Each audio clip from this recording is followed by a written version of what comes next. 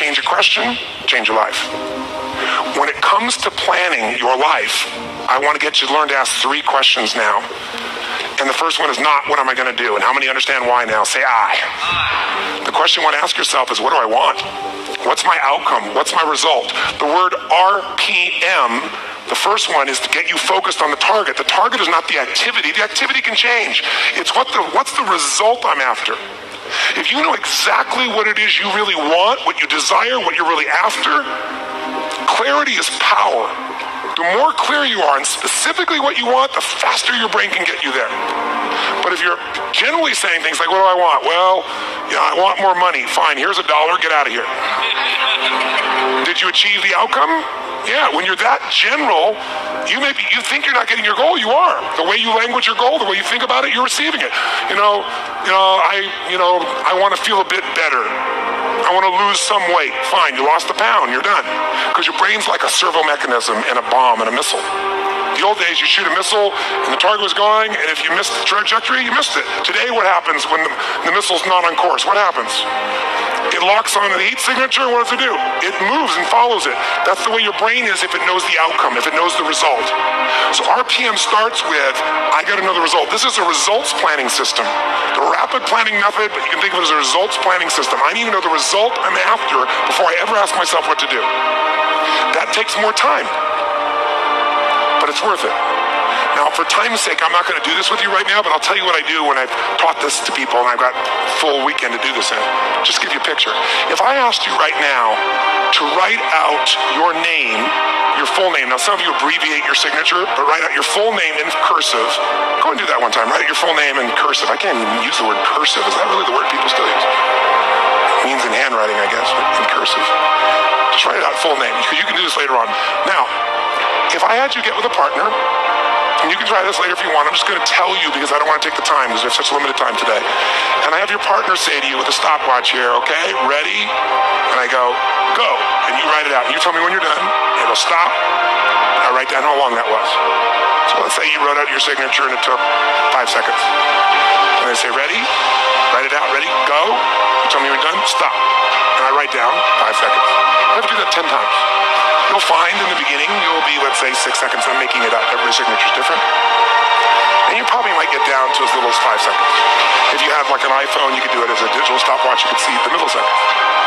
Then I say to you, I want you guys to write every other letter in cursive. In other words, you're going to write half as many letters. How long do you think it would take to do it? Half as much time? Most of you will take twice as much time in the beginning, and then eventually, what's interesting is, if I do it 10 times, and the last 2 or 3, and this makes no logical sense, and again, I don't want to take the time to have all of you do this 10 times, 10 times, 10 times, but you can go do it on your own, I'll just tell you the result. In most cases, even though you're doing half as many letters, you cut it by 2/3 the time. There's something happens when you break an old pattern and you do it fresh. Your brain over the years has learned ways to move more rapidly since when you did your original signature, and you'll do it in 1/3 the amount of time. It'll take twice as much at first, and then it'll cost you 1/3 amount of time. Now let me tell you why I'm telling you this. The system I'm calling the rapid planning method, by the time I show it to you, you're going to go, this takes more time than just making my to-do list. It will win. When will it take more time? When? Initially. But once you get it in your nervous system, it'll take you less time because your brain will be thinking in outcomes and not activities. And when you think in terms of outcomes and not activities, pretty soon some of the activities in your list you don't even need to do to get the outcome. You find a better way to get the outcome quicker. Now, how do you do that? Yes, 3 questions. Question 1, what is my result? What is my outcome? What is it I really, truly want from this? If you're going back next week, and you say this next week, what are the most important outcomes for me to get this week in my business? And you just write those outcomes out, not your action items, the outcomes. If you do that and nothing else, you'll be ahead of the game. And if you just keep looking at those outcomes every day, how am I doing on that outcome? Your brain will come up with ways to get to that outcome. I promise you. Focus on outcomes, not on activities. Action for most people, activities, most people mistake movement for achievement. They mistake action items and to-dos for achievement. We're after the achievement. Are you with me on this? Yes or no? It's a different way of thinking, and I think all of you inherently have it, but if you make this ritualized, just like the things you've learned this week, they're all great, but if you don't systematize them, they'll work when you do them. But if you systematize them, right? And you see, like Mr. Hallman here, where he goes in and just does it and makes sure it's being done again, or what you've seen Chet do, or what I do. You just do it over and over again, you don't miss it. Now the results are geometric. So I want to get you to systematize the thinking, whether you do it visually the way I'm going to show you or not. So, first question, what's the result I'm after? What's the ultimate result? What do I want out of this week, out of this thing, out of my business, out of my life, for my body? And you want to be as what as possible when you describe that outcome, that result, is what? As clear and specific as possible. Generalities will confuse you. So it might take you longer than just writing down call so-and-so to think, if I'm calling my son, I'm going to call Jarek, or I'm going to call my brother. This is what goes through my head before I call him, always. What's my outcome?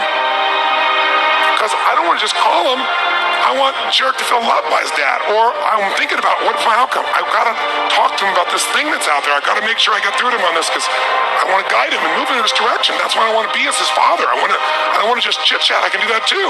So if you think before every phone call, before every time you're planning your day, and you think before you have any meeting, what do you think the first thing I ask of anyone when we sit down in a meeting is? Okay, what are your outcomes? What are the outcomes for this meeting? First thing I want to know, because if I know the outcomes, guess what? A lot of meetings, they're done pretty quick. Because if I know the outcome, you don't have to go through all the activities to sell me on it. Just at your outcome, how do you want to do it? Sounds good to me. Rock. That's how you make a meeting productive. I know a meeting's productive not by the hours or time. Sometimes it takes longer to the outcome than you want, but I'm going to get the outcome. That's, by the way, what you see with me on stage. That's why my times vary. It's based on an outcome. I'm going to get that outcome. I don't give a damn whether it's the right time or not. I want to do it at that time, but I must deliver the outcome. I'm going to get that. And by the way, how many like to have your company focused on outcomes, results, and not activities? Say, People say all the time, well, did you get that done? Well, I left them an email. I left them a voicemail. I've sent them 3 emails. How many times have you heard that? When that happens with me, I'm like, but I don't show it. I just like, really? Wow, that's fascinating. We'll explain about our culture. It's about getting the result. So I can help you if you can't figure another way to do it, but there may be 12 other things we might want to do. Maybe they don't have the answer. Maybe somebody else can give us the answer. The outcome was to get this information, not to leave an email or 12 or 3 voicemails. That will not do any of us any good. How many follow? I work out, I train my mind, I train my body, and it becomes a lifestyle. It's not just like you're depending upon somebody else. I'm not here to become somebody's guru. I'm not here to give them a gift. I'm here for them to open up their own gifts, and that's really what my work has been. I get frustrated, I get angry, I get all those things. I just don't stay there. I mean, I used to be there for a month or two. I used to live in depression. I was 38 pounds heavier than I am now. I lost everything. I moved into a little 400 square foot bachelor apartment in Venice, California, feeling sorry for myself. But I got so near the end where you think life has no meaning, it scared the hell out of me, and I developed tools, and I've never gone back there. I mean, have I gotten pissed or angry? Of course. People all think, you're not happy all the time, are you? No, I'm not happy all the time. But I'm happy the vast majority of the time because I'm doing what I love, with who I love, and there's a meaning in what I do. When you have those 3 things, life is pretty magnificent. I'm much more balanced than I was, but I'm still, I'm stronger than I've been when I can lift at 55 years old than when I was 27, right? I can run faster, I feel stronger. There are limits to what you can do as you age, but thus far I haven't hit that limit yet. My event, as you know, I go on stage, I do 18 to 20 miles on the first day, and I do 26 miles. I'm on from 8 in the morning to 1 a.m. with a 1-hour break. People can vote with their feet. Oprah says to me, Tony, I love you, but I can't sit anywhere for 2 hours. And then she's standing on a couch at the end on camera. This is one of the greatest experiences in my life. Usher, same thing. Goes, Tony, I can't go anywhere for a day. And 4 days later, it's like, people sitting still, right? It's like, remember I said emotion comes from motion? And also, a minute feels like an eternity when you don't like what you're doing. Right. When all your needs are fulfilled, time flies. So I get time to disappear for people so they can transform.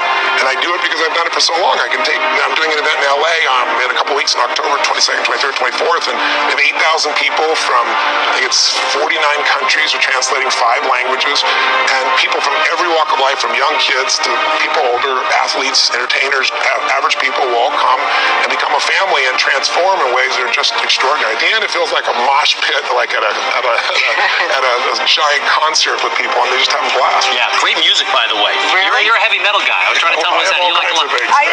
When I heard AC/DC, Greg says, "Oh, Tony likes this." Tony likes AC/DC. Yeah, absolutely. But we love everything. We do a mix because we use music as the soundtrack to our lives, and so we pull from all kinds of types of music. I think you were like a John Tesh kind of guy, like new age kind of. You know that new age.